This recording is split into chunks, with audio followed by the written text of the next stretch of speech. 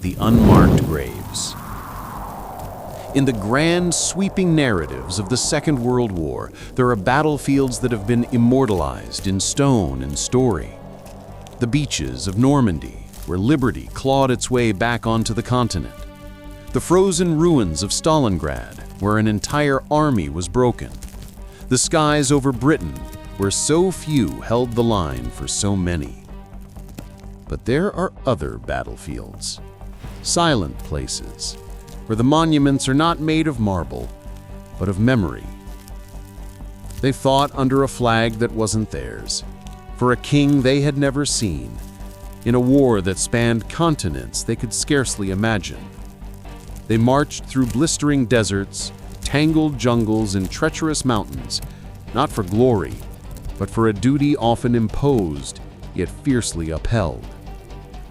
Their names are absent from the grand arches and polished walls of history, their sacrifices a footnote in the sprawling epic of a global conflict. But today we exhume their memory from the dust. We follow their footsteps, now faded, across a forgotten continent. This is the story of the war within a world war, the East Africa Campaign. While the world remembers the iconic images of Europe and the Pacific, Africa's battlefields lie silent under the relentless sun. Their stories are not carved in stone, but whispered on the wind, waiting for someone to listen. This is their story. The world goes to war, a Mediterranean spark, an African inferno. To understand this forgotten front, we must first look to Europe in the year 1940. The continent is ablaze. The phony war is over. Hitler's blitzkrieg has shattered France, and the British Expeditionary Force has barely escaped annihilation at Dunkirk. Britain stands alone, a besieged island facing the seemingly invincible might of the Third Reich. And in Rome, watching this unfold, is a man desperate for his own share of glory, the Italian fascist dictator Benito Mussolini. He saw Hitler's successes and, driven by envy and a grandiose dream to resurrect a Roman Empire, he decided to strike. His legions already occupied Libya in the north and, most significantly, Ethiopia in the east, a brutal conquest completed in 1935 that shocked the world with its use of poison gas and aerial bombardment.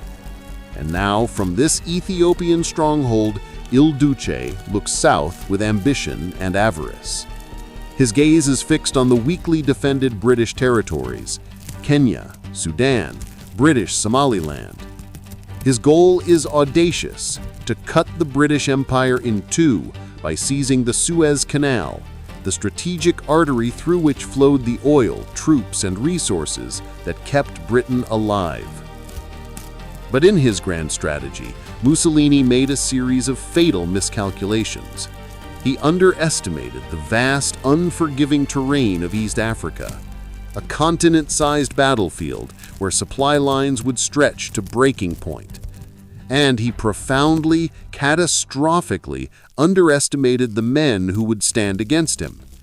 He didn't expect serious resistance from colonial forces, men who often lacked proper shoes or uniforms, who were equipped with World War I-era rifles, but who, as he would soon learn, possessed the hearts of lions. And so, in August 1940, the first shots of the East Africa Campaign were fired not with a declaration, but with an invasion. Italian forces poured out of Ethiopia and into British Somaliland. The British, hopelessly outnumbered, staged a fighting withdrawal. It was a small, early victory for Mussolini, but it was the spark that would ignite a much larger conflict. The call to arms, an empire's unlikely shield. With Britain fighting for its very survival, it had no seasoned divisions to spare for a remote African front. The motherland was on her knees, and so the empire did what it had always done in times of crisis. It sent out a call for reinforcements from every corner of its domain. And the answer came not from the familiar fields of Yorkshire or the Scottish Highlands, but across the African continent itself. From the highlands of Kenya, the villages of Uganda, the deserts of the Sudan, the coasts of Nigeria, and the plains of Tanganyika, men who had never left their homes, who knew more about the rhythms of the harvest than the mechanics of a machine gun, now found themselves marching toward the sound of a distant, unfamiliar war. They were mobilized under banners like the King's African Rifles, a legendary regiment built on the backbone of Askaris, East African soldiers known for their extraordinary stamina and discipline. The Sudan Defense Force, tough and resilient, accustomed to the harsh conditions of the desert. And the ranks of the Ethiopian Patriots, fierce guerrilla fighters who had never accepted Italian rule and now saw their chance for liberation.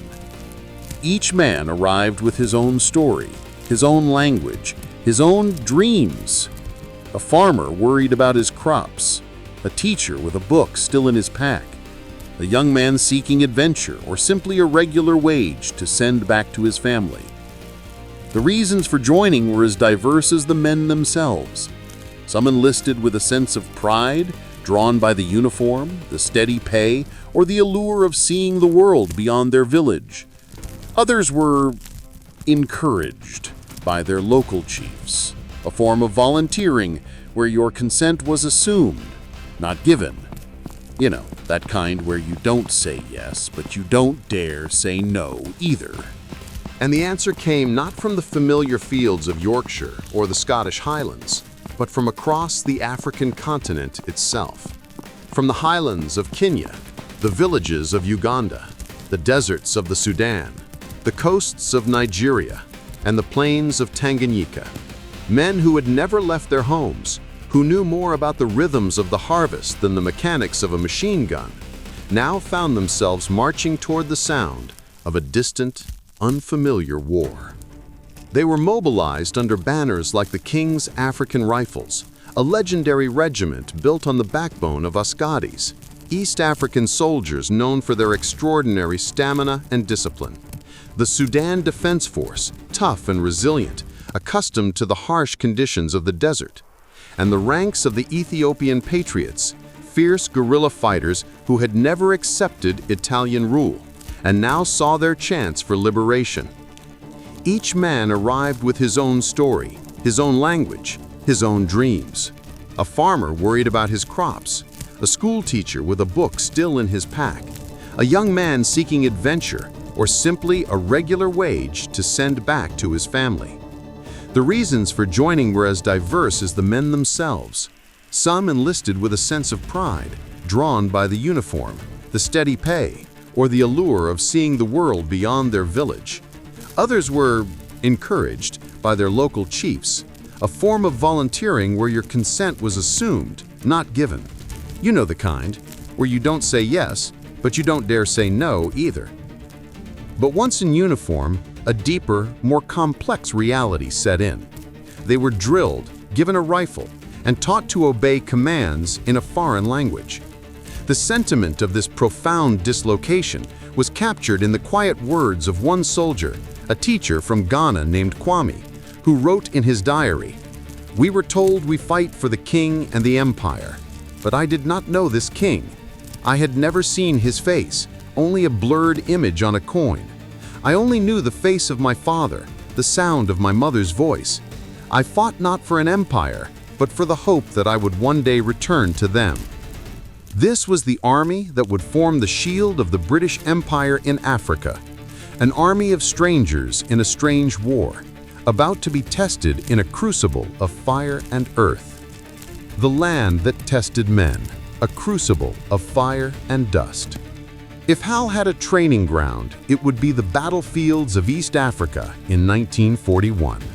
This was not merely a war against a human enemy.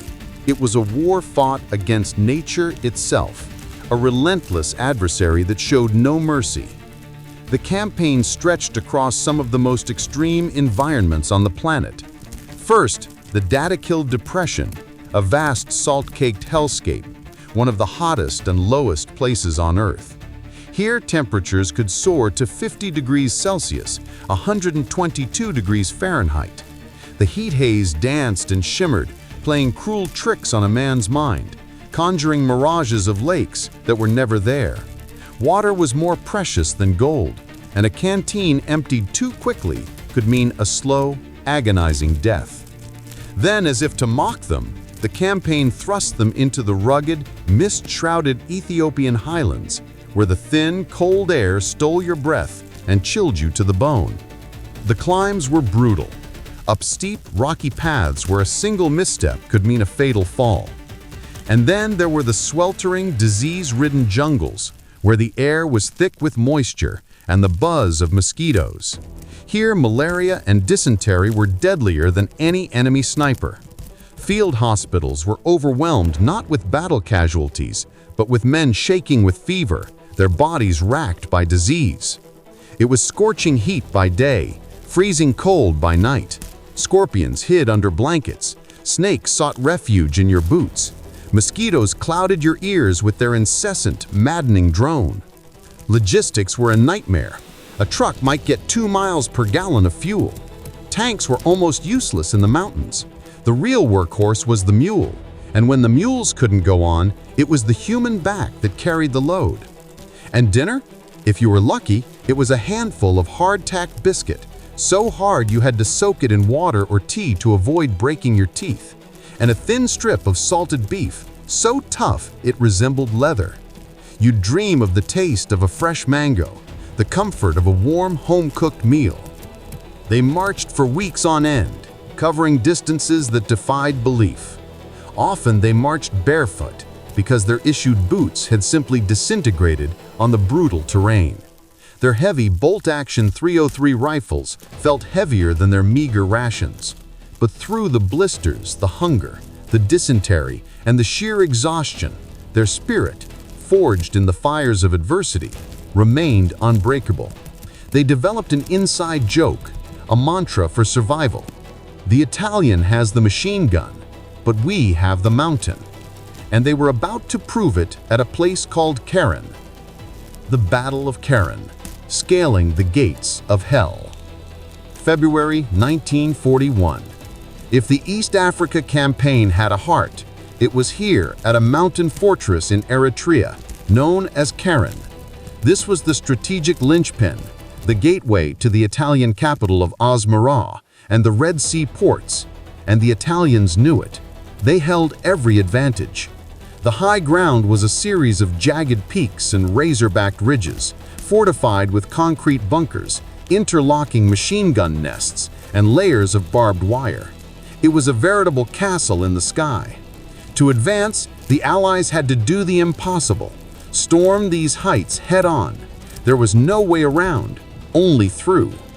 And so the men of the 4th and 5th Indian Divisions and the King's African Rifles began their assault. This was not a battle of tanks and planes.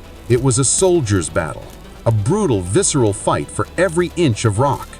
They scaled sheer cliffs under relentless mortar and machine gun fire, carrying little more than rifles, grenades, and raw courage. The terror was palpable. One soldier, a young Askari from Nyasaland named Jacob, later recalled the ghost of a night assault, his words a whisper from the past. We climbed in darkness, the only light from the enemy's flares. The sharp rocks tore our hands and cut our feet. We dared not make a sound. With every step, we listened for the machine gun burst that would end us. We prayed not to win the battle, but only to see the morning. For 53 days, the battle raged. It was a brutal war of attrition, of bayonet charges and hand-to-hand combat in the rocky gullies. The Cameron Highlanders launched a legendary charge with fixed bayonets across a bullet-swept plain. The Punjabis and Gurkhas fought with ferocious determination. And through it all, the African Askari held the line, their resilience becoming the bedrock of the entire effort. And then, on March 27, 1941, the impossible happened. A final, desperate assault broke the Italian lines. Keren fell. The road to Asmara was open. The victory was not just a military one, it was a moral one. In taking that fortress, history had borne witness to African valor and sacrifice in its purest, most unyielding form. The myth of European invincibility lay shattered on those bloody rocks. Return of the Lion, a continent's vindication. With the fortress of Karen taken, the campaign transformed from a grim struggle into a triumphant liberation. The Italian forces, their spine broken, began a rapid collapse. The Allies advanced, and the focus shifted to the heart of the conquered empire, Ethiopia. Then, on May 5, 1941, exactly 5 years to the day after Italian troops had marched into his capital, a moment of profound symbolism unfolded. Emperor Haile Selassie, the Lion of Judah, returned to Addis Ababa. He had spent 5 long years in exile, pleading his case before an indifferent League of Nations, but his people, the Ethiopian Patriots, had never surrendered, waging a relentless guerrilla war from the hills. His restoration was not just a political victory, it was a spiritual one that resonated across the entire continent. As his motorcade moved through streets lined with ecstatic crowds, he stood tall and spoke words that would echo far beyond that day. Today is the beginning of a new era in the history of Ethiopia. God and history will remember your judgment. Our victory will also be a victory for all those who are threatened by aggression and force. For every African soldier who fought in the campaign, from Nigeria, the Gold Coast, Kenya, South Africa, this was a seismic event. They had not just helped defeat a European empire, they had actively helped restore a proud African one.